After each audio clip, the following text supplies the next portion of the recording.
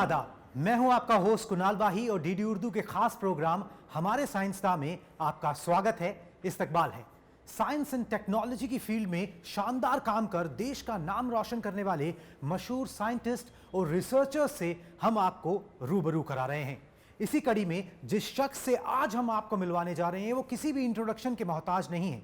लगभग 70 से ज्यादा अवार्ड्स उनके नाम हैं, देश विदेश में उनकी ख्याति फैली है। तो बिना कोई वक्त गवाए मैं स्वागत करना चाहूंगा प्रोफेसर रमेश के गोयल साहब का, जो वाइस चांसलर हैं DPSRU के। राइट सर, नमस्कार सर। चलिए सर, चलते चलते बात करते हैं और शुरुआत से शुरू करते हैं। सर, बयाना राजस्थान से आपका जन्म हुआ, वहाँ से सफ़र शुरू होता है। बहुत चैलेंजेस भी आए होंगे, और कितना सेटिस्फाइंग ये सफ़र रहा? मुझे तो बहुत सेटिस्फाइंग सफ़र है जी। पहली बात तो बचपन से पढ़ाने की भी आदत थी। बच्चों को, मेरे भाई बहनों को, छोटे छोटे भाइयों को पढ़ाता था, वहाँ से शुरुआत हुई। और उसके बाद में बयाना, मैं जिस स्कूल में मैं पढ़ा, आज उस एरिया में मैं एक स्कूल की बिल्डिंग बनाने जा रहा हूँ, एक NGO के सहयोग से, मेरे भी कुछ के। उसके बाद में मैं सेंट्रल स्कूल में पढ़ा, बड़ौदा में। सेंट्रल स्कूल बड़ौदा, केंद्रीय विद्यालय बड़ौदा जो बोलते हैं। और मेरा ये सौभाग्य रहा कि उसी स्कूल में मैं चेयरमैन बन के 2008 में गया। और मैंने ग्रेजुएशन और पोस्ट ग्रेजुएशन हम MS university of Baroda, Maharaja Sayajirao university of Baroda से की। और मेरा अगेन एक बड़ा ऊपर वाले की कृपा समझिए कि वहीं मैं एक कुलपति, वाइस चांसलर बन के गया। बहुत ही अच्छा सेटिस्फाइंग है। और यहाँ भारत की पहली Delhi pharmaceutical science research university में मैं वाइस चांसलर हूँ, और जो भी एज ए साइंटिस्ट कर पा रहा हूँ उसकी बहुत खुशी। बहुत शानदार सफ़र रहा है सर आपका, मगर ऐसा कहा भी जाता है, और ये अवार्ड भी आपको मिला है, if I am not wrong, मैं उसको ठीक से पढ़ना चाहता हूँ इसलिए देख के पढ़ूंगा। बेस्ट फार्मास्यूटिकल रिसर्च साइंटिस्ट का। दवाई बनानी है, लोगों की मदद करनी है, सेवा करनी है, ये भाव, ये फैसला आपने कब लिया?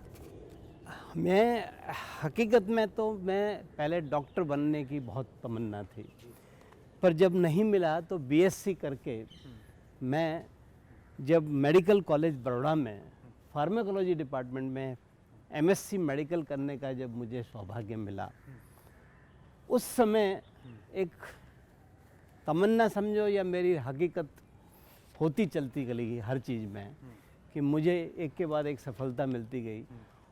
एज PhD मैंने गुजरात यूनिवर्सिटी से की, और पोस्ट डॉक्टरल फेलोशिप मैंने university of British Colombia Vancouver में, वहाँ पोस्ट डॉक्टरल फेलोशिप। और पहली बार डायबिटीज़ और कार्डियोवैस्कुलर कॉम्प्लिकेशन के बारे में जो सीख के जो आया, और फिर जो मैंने LM कॉलेज ऑफ फार्मेसी, जहाँ मेरा कैरियर की शुरुआत हुई थी और जहाँ 33 साल में यहाँ रहा, उसमें जो रिसर्च की, जो मैंने स्टूडेंट्स, मेरे PhD करीब 40 से ज़्यादा PhD में गाइड कर चुका हूँ, और 180 MPharm गाइड कर चुका हूँ।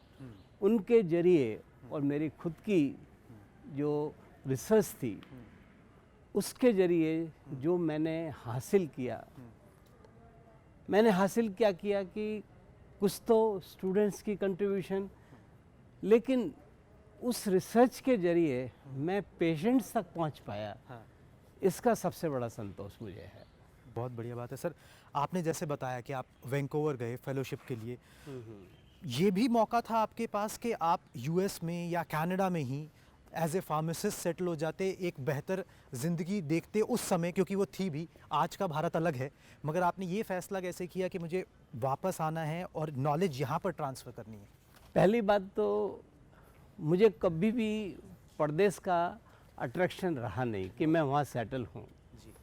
उन दिनों में भी जब 1984 में जब पहली बार जब मैं गया, और कई चीज़ें जब देखता था, लोग लिखते थे PhD from USA, PhD from this, मैं बोलता था कि मुझे गर्व है कि मैंने PhD इंडिया में की है। क्योंकि यहाँ मैं देखता हूँ कि यहाँ तो चंद सेकंड्स में आपको चीज़ें हाजिर हो जाती हैं, वहाँ स्ट्रगल से मिलती हैं। और उस स्ट्रगल से जो PhD करने का जो मज़ा था, वो सब लग्जरी से नहीं आ सकता। पीएचडी एक स्ट्रगल होती है और पीएचडी एक बिगिनिंग थी मेरे लिए। मुझे तो वहाँ कभी ऐसा लगा नहीं, पर हाँ वहाँ की जो फैसिलिटीज़ थी, वहाँ की जो डिसिप्लिन थी, वहाँ के जो पीएचडी के तरीके जो देखे वो मुझे बहुत पसंद आए। और मुझे खुशी होती है जब 2008 में 9 में यूजीसी ने जब पीएचडी रेगुलेशन निकाला, और उसके अलावा जो अभी जो ट्रेंड जो बदला है वो सही ट्रेंड जो अभी शुरू हुआ है।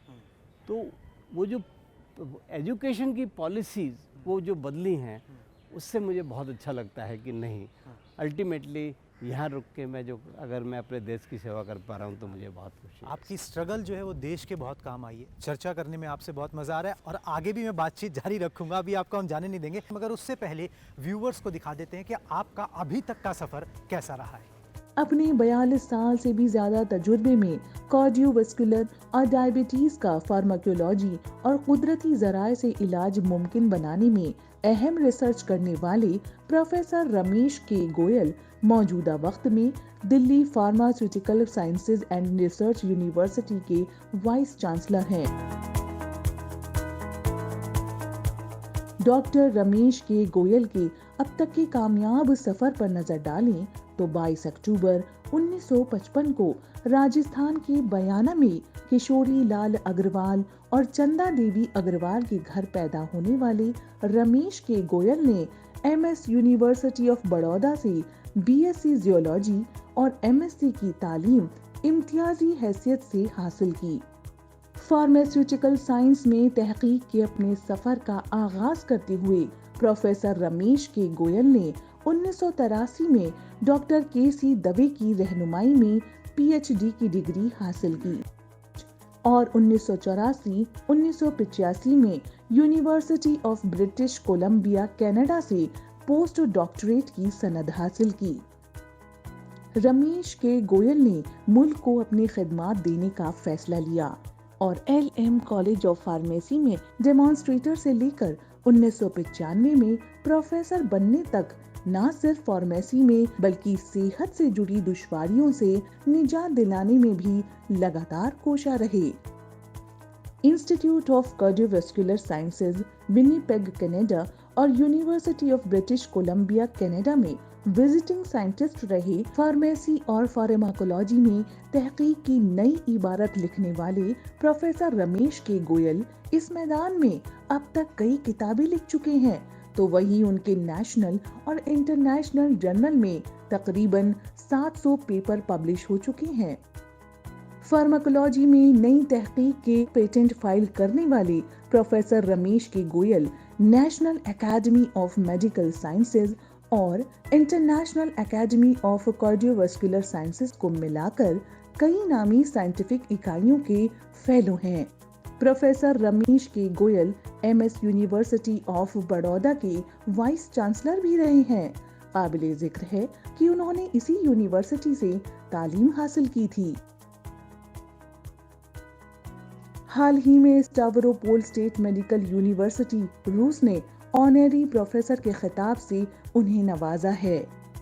अब तक 70 से ज्यादा एजाजात अपने नाम कर चुके प्रोफेसर रमेश के गोयल को जिन एजाजात से सरफराज किया गया है उनमें काबिले जिक्र है बेस्ट फार्मेसी टीचर, EPTI से best pharmaceutical research scientist award, international academy of cardiovascular sciences Canada से lifetime achievement award. Professor Ramesh K Goyal की तहकीक को उस वक्त एक नई शिनाख्त मिली जब स्टैनफोर्ड यूनिवर्सिटी के जरिए जारी रैंकिंग में उन्हें दुनिया के बेहतरीन 2% साइंसदानों में शुमार किया गया। कोरोना वबा से इंसानियत को निजात दिलाने के लिए भी वो लगातार कोशा है और उन्होंने अभी तक के अपने तहकीकी सफर में जो कामयाबी हासिल की है उससे यही उम्मीद की जा सकती है कि हमारा मुल्क न सिर्फ कोरोना और दीगर बीमारियों से मुकाबला कर सकेगा बल्कि फार्मास्यूटिकल साइंस में तरक्की का एक बड़ा मरकज भी बनेगा। उम्मीद है प्रोफेसर रमेश के बारे में आप बहुत कुछ जान गए होंगे। सर हमारे साथ मौजूद हैं, उनसे और भी बातचीत करते हैं। सर, स्टैनफोर्ड यूनिवर्सिटी ने लिस्ट निकाली जिसमें तमाम सब्जेक्ट्स पे जो टॉप साइंटिस्ट हैं उनके नाम दिए। टॉप 2 साइंटिस्ट में आपका भी नाम दर्ज हुआ। हम बहुत गर्व महसूस करते हैं बीइंग दी फेलो इंडियन। आपके लिए कितनी बड़ी बात थी? मुझे बहुत बड़ी बात लगी, क्योंकि अधिकतर जब हम एडमिनिस्ट्रेटर बन जाते हैं तो हमारी रिसर्च डाउन चली जाती है, और ऐसे में एज ए वाइस चांसलर मुझे जो टॉप 2% में मैंने जब देखा, बहुत ही अच्छा लगा। क्योंकि जब और लिस्ट देखी तो पता पड़ा कि वाइस चांसलर्स में बहुत कम थे। इसलिए मुझे बहुत खुशी हुई कि नहीं, आज मेरी साइंस रिसर्च जो मैं कई बार सोचता हूँ एज एन एडमिनिस्ट्रेटर डाउन हो गया हूँ, वो डाउन शायद इतना नहीं गया है। ठीक है सर, 7 पेटेंट्स जितना हमको पता है, 7 पेटेंट्स आपने फाइल किए, 3 आपको मिल गए हैं, 4 इन प्रोसेस हैं। बिगेस्ट अचीवमेंट आप अपना क्या मानते हैं? मैं बिगेस्ट अचीवमेंट पेटेंट से ज़्यादा जो उसका उपयोग जो हुआ है उसमें मानता हूँ।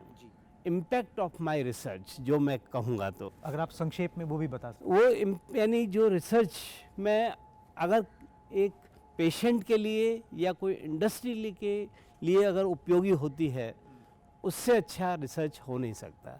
चाहे उसका फिर पेटेंट इफेक्ट आए, साइटेशंस आए, वो शायद मेरे लिए इतने मायने नहीं रखते हैं, क्योंकि उपयोग हुआ है और इसका सबसे बड़ा इम्पॉर्टेंट है। तो पेटेंट की जब बात है तो हाँ, पेटेंट कराए जाते हैं कि कॉमर्शलाइजेशन हो जाए या हम ज़्यादा पैसा कमा पाएंगे।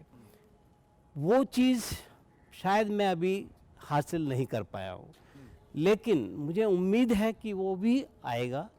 वो भी एक चटाई समय आएगा जब इसका कॉमर्शलाइजेशन होगा। लेकिन फ़िलहाल जो पेटेंट्स हैं वो ऐसे हैं कि उसमें इंडस्ट्री को अभी और देखना होगा। तो उसकी जगह पर आई विल से कि जो नंबर ऑफ रिसर्च पेपर्स और जो इम्पैक्टफुल रिसर्च है जो है, उसका मुझे ज़्यादा, उसकी अहमियत ज़्यादा लगती है। बिल्कुल, उसकी बहुत ज़्यादा अहमियत है भी, वो हमको देखने को भी मिल रहा है। बिगेस्ट अचीवमेंट तो आपने बता दिया कि मेरी जो नॉलेज थी उसको शेयर करना, उससे सोसाइटी को फ़ायदा हो, मगर बिगेस्ट रिग्रेट क्या है, इफ़ एनी? रिग्रेट्स में ऐसा है कि वैसे तो ज़िंदगी में मुझे ऐसा लगा है कि ऊपर वाले ने मुझे बहुत कुछ देते गए हैं, चाहे वो पोजीशंस हों या जो भी रिसर्च भी है। हाँ, कभी कभी दुख होता है कि जो जैसे एक भटनागर प्राइज़ के लिए एक बार मुझे नॉमिनेट किया गया था, तो हमारे जो टीचर थे डॉक्टर ओडी गुलाटी, उन्होंने मुझे बहुत पहले कहा था। मुझे ऐसा लगा कि अरे अभी तो बहुत यंग हूँ, अभी तो मुझे और ज़्यादा चाहिए। पर मालूम पड़ा है कि शायद मैंने उस टाइम पर किया होता तो मुझे भटनागर प्राइज़ ज़रूर मिल गया होता। तो इस तरह के रिग्रेट्स आए जो कोई ख़ास मायने नहीं रखते मेरे लिए। हाँ, कभी कभी लगता है कि मैंने बीएससी साइंस से की और उसके बाद मैं पूरा कैरियर फार्मेसी में गया, पर हमारे देश में कुछ ऐसा है कि आप अगर नॉन बी फार्म हो तो आपको कुछ चीज़ें नहीं मिलेंगी, इंक्लूडिंग जैसे प्रिंसिपलशिप हो या कई चीज़ें ऐसी होती हैं। वो कभी कभी दुख होता है, क्योंकि मुझे लगता है कि उसकी वजह से हम पीछे जा रहे हैं। आज हार्डकोर रिसर्च के लिए जो साइंस की जो ज़रूरत है, वो हार्डकोर फार्मेसी या हार्डकोर डॉक्टर शायद ना कर पाए, वो हार्डकोर साइंटिस्ट ही कर सकते हैं। तो ये जो डिफरेंशिएशन कभी कभी जब देखने को मिलता है, तब मुझे बड़ा दुख होता है कि हम क्या क्या पा रहे हैं इसमें। एक अहम है जो हो रहा है आज बायोटेक्नोलॉजी, एक फार्मेसी फील्ड में है, अगर देखें तो इसका इतना महत्व है कि हम सोच नहीं सकते। आज वो फार्मेसी में बायोटेक्नोलॉजी, मेडिकल डिवाइसेस, डायग्नोस्टिक ऐसा समझा जाता है कि ये तो मेडिकल है या साइंस के सब्जेक्ट्स हैं। ये चीज़ गलत है। उसकी वजह से जो मैं कभी कभी जो काम करना चाहता हूँ वो नहीं होता है, उसका रिग्रेट बहुत होता है। उसके अलावा कोई ज़िंदगी में मुझे कोई पर्सनल रिग्रेट नहीं हुआ। ये उम्मीद हम यही करते हैं आपके एक्टिव ईयर्स में वो परेशानी जो है, वो जो आपको हिचक है, वो भी दूर होती दिखे, ताकि आने वाली पीढ़ी को उसका फ़ायदा ज़रूर मिले। मैं एज ए DPSRU, यहाँ Delhi pharmaceutical science and research university में जो मुझे मौका मिला है, उसमें यही करने की कोशिश कर रहा हूँ और हासिल भी किया है। अभी एक प्रिसीजन मेडिसिन सेंटर का जो प्लान अप्रूव हुआ है, डेफिनेटली वो एक कदम आगे है इसमें। बधाइयाँ सर उस चीज़ के लिए आपको कॉन्ग्रेचुलेशंस। दूसरा, आपने डिफरेंस की बात करी। आप बहुत फॉरेन यूनिवर्सिटीज़ में लेक्चर दे चुके हो, आपके पेपर्स भी निकले हैं, वो लोग फ़ायदा भी उठाते हैं जो स्टूडेंट्स हैं। बाहर जब आप जाते हो और जब आप यहाँ पर आते हो, यहाँ पर यूनिवर्सिटी में आते हो, क्या अभी भी एक मैसिव डिफरेंस है या वो डिफरेंस जो है काफ़ी घट चुका है? डिफरेंस तो बहुत कुछ घट चुका है, पहली बात तो। दूसरी बात क्या है कि मुझे अब ऐसा लगता है कि शायद हमारे अगर थोड़ी विचारधारा थोड़ी बदले तो हम विदेश वाले बोलेंगे कि नहीं, यहाँ इंडिया से सीख के आओ। ये परिस्थिति जरूर आएगी। और पहले डिफरेंस था इक्विपमेंट का। एक डिफरेंस था कि जो इक्विपमेंट हम कभी कभी ड्रीम करते थे वो वहाँ होते थे। आज वो डिफरेंस ऑलमोस्ट ज़ीरो लगता है मुझे तो, पहली बात।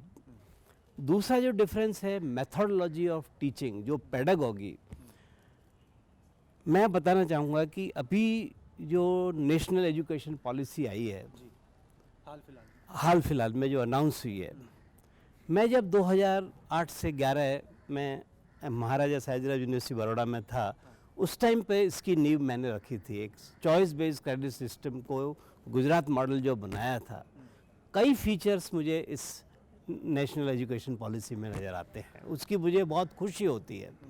और वो पॉलिसी अगर इम्प्लीमेंट हो गई, होगी ही, पर कुछ समय लग सकता है, तो मुझे नहीं लगता कि पेडागॉगी के पॉइंट ऑफ व्यू से भी इंडिया में कोई डिफरेंस नज़र आए। ये मेरा मानना है। हाँ, थोड़ा डिफरेंसेस उसी तरह का है। बिल्कुल। और ये डिफरेंस और कम तब हो जाएगा जब बहुत सारे लोग जो है ना आपकी तरह होंगे, जो अपने देश पे, उसके इंफ्रास्ट्रक्चर पे और वहाँ पर जो काम हो रहा है उस पर गर्व महसूस करें, जैसे आप करते हो। मुझे तो बहुत गर्व है, क्योंकि इक्विपमेंट्स हैं, कोई कमी नहीं है। हाँ, कुछ विचारधारा थोड़ी बदलें, बहुत कुछ बदल सकता है। सर, आज के दौर में पर्टिकुलरली अब ये सवाल बहुत और वाजिब हो जाता है। फार्मासिस्ट को, फार्मा साइंस को लोग बड़ी उम्मीद से देख रहे हैं बिकॉज ऑफ कोविड-19। हमसे ज़्यादा आपको पता है, क्या लेटेस्ट अपडेट है? पहला सवाल तो ये।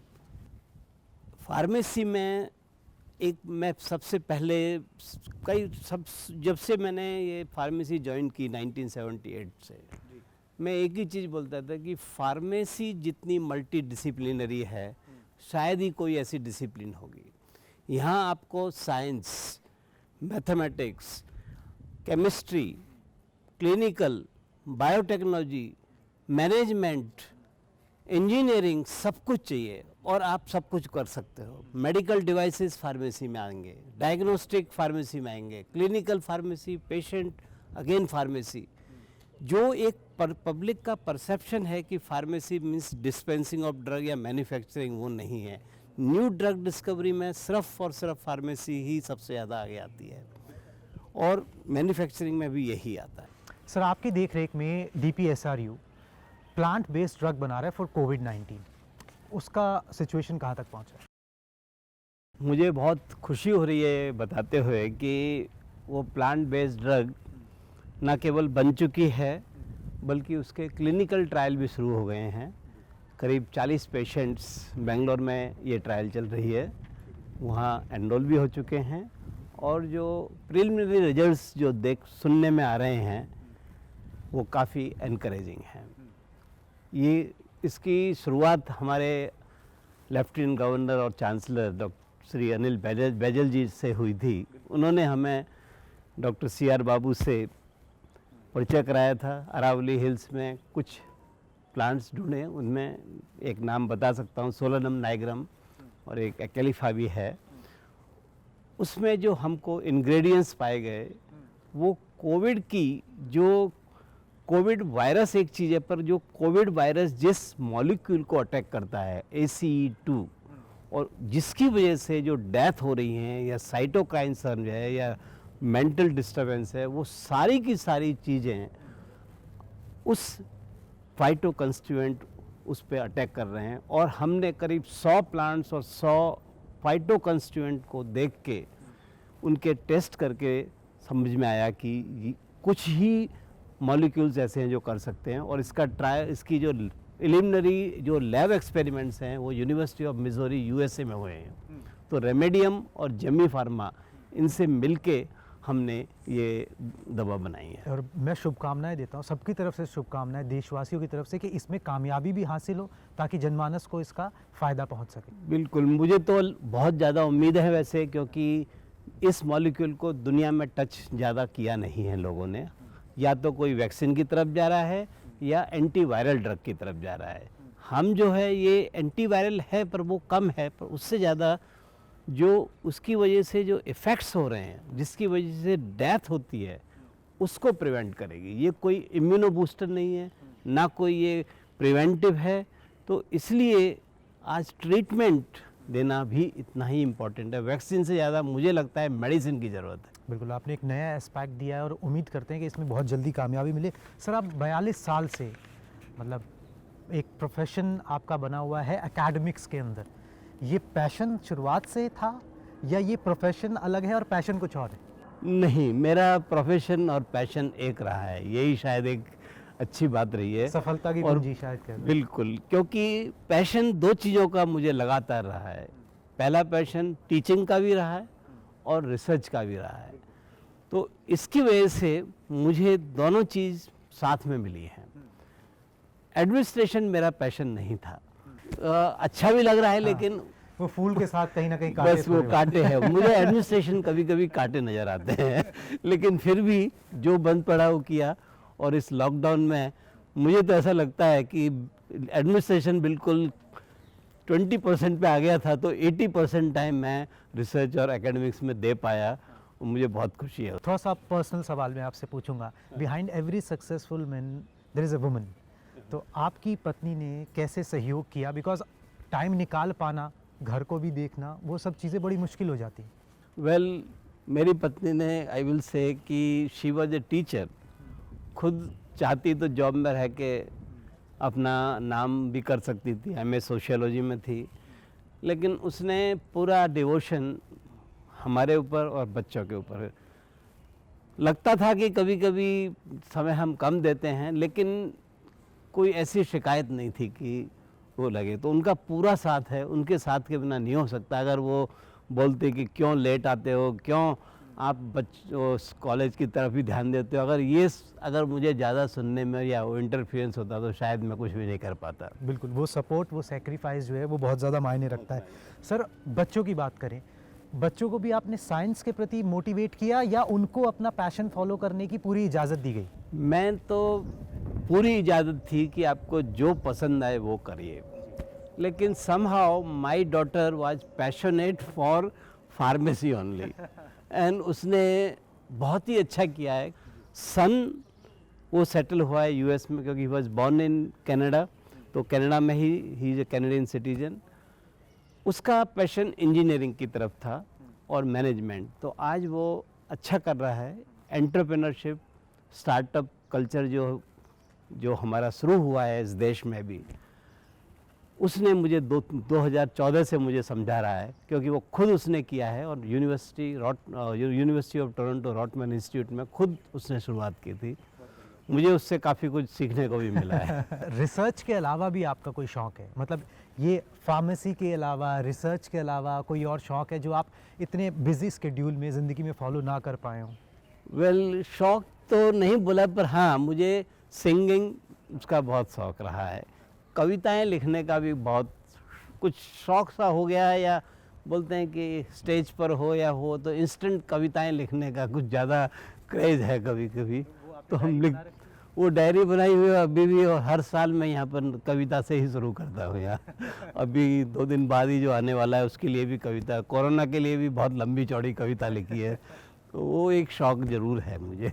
तो उम्मीद यही करते हैं कि सर जो डायरी है किस दिन वो भी पब्लिश हो और दुनिया को वो रूप भी आपका देखने को मिले। वेल, 60th ईयर में मेरे स्टूडेंट्स ने मिल के एक फंक्शन किया था, उसमें एक छोटी सी बुक भी उन्होंने दी थी, कविताओं की थी। तो होप कि मैं भविष्य में ऐसा कुछ कर पाऊँ। सर, लास्ट सवाल आपसे, यूथ जो रिसर्च की तरफ आना चाहता है वो रिसर्च में क्यों आए, उनको आप एक मैसेज दीजिए। जो यूथ अगर ये सोचता है कि उसे वैज्ञानिक बनना है या साइंस की तरफ झुकाव है, तो निश्चित रूप में उसको रिसर्च ही एक ऐसी चीज़ है जिस पर कदम रख के ऊपर बढ़ रहा है, उसी पे ही उसको ही एक अपना पायदान बनाना होगा उसे। और रिसर्च लगता है कि एक क्रेज़ है, लेकिन वो क्रेज़ नहीं है, वही एक ऐसी चीज़ है, वो लगता है कि हम शायद इंडस्ट्री में ज़्यादा कमा पाएँ या वो नहीं, ये जो एक चीज़ है वो ऐसी एक्साइटमेंट है कि जो आप कभी सोच नहीं सकते, जो चीज़ आपको कुछ नहीं दे सकती। लेकिन रिसर्च अगर, हाँ ये है कि रिसर्च स्ट्रगल है, चैलेंजिंग है, लेकिन उसको ना छोड़ें और उसी से ही आगे बढ़ें। बिल्कुल, वो बहुत सेटिस्फाइंग भी है और आप देश को भी कुछ रिटर्न में वापस देते हो, अपनी सोसाइटी को भी कुछ वापस देते हो। मेरे ख्याल से आपकी यही भावना है। ये है। और दूसरी बात मैं बताऊंगा कि पहले वो ज़माना गया कि जब रिसर्च में मिलने की आशा कम होती थी। अब जो इनोवेशन, स्टार्टअप, जो प्रोग्राम्स जो दिए गए हैं, उससे तो आप कहीं से कहीं पहुंच सकते हैं रिसर्च में, जो पहले नहीं था। हमारे समय में ऐसा नहीं था, पर फिर भी हम रिसर्च में लगे। आज वो ज़माना नहीं है, आज यूथ अगर ये करे तो आज कहीं से कहीं पहुँचो। बिल्कुल, कहीं से कहीं पहुंच सकता है और आप जीते जागते उसके सामने एग्जाम्पल हैं कि अगर आप अपने क्राफ्ट को, अपने आर्ट को अच्छे से फॉलो करें तो सारी sky is the limit then, और आपने वो करके भी दिखाया है।